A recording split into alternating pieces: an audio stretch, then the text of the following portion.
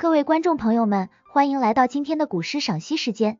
今天我们将一同走进唐代诗人丘为的世界，感受他在诗歌《寻西山隐者不遇》中刻画的山林幽静和隐逸之情。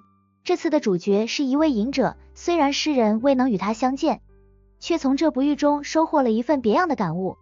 话不多说，让我们开始今天的故事吧。寻西山隐者不遇原文如下：绝顶一毛茨，直上30里。扣关梧桐蒲，窥视为岸基。若非金柴车，应是钓秋水。此时不相见，民免空仰止。草色新雨中，松声晚窗里。集兹气幽绝，自足荡心耳。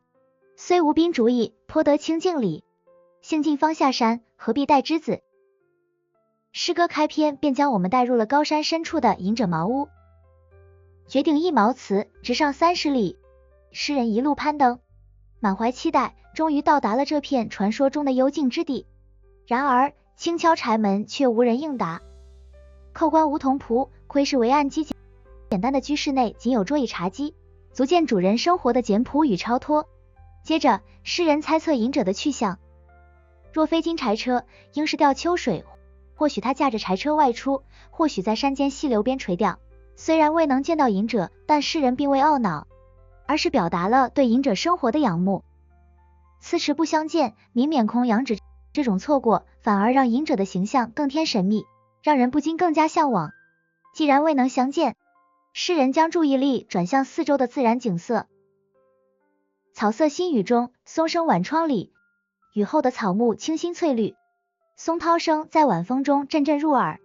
这样的环境让诗人心生欢愉，觉得身心得到了涤荡与净化。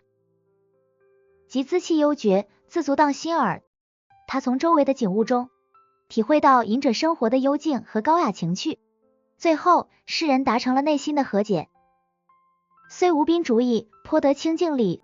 虽然未能与隐者交谈，但这次山中之行已经让他感受到隐逸生活的真谛。兴致尽了，他便洒脱地下山。兴尽方下山，何必待之子？这一笔点明了诗人的旷达胸怀，也将全诗推向了意境深远的结尾。寻西山隐者不遇之所以令人回味无穷，就在于它独特的立意与写法。诗人通过未能相见的遗憾，巧妙地展现了隐者生活的高洁，同时抒发了自己对隐居生活的向往与感悟。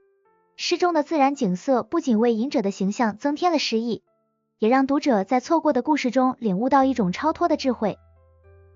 怎么样，是不是也想跟随诗人的脚步，去山中探访这样一位隐者？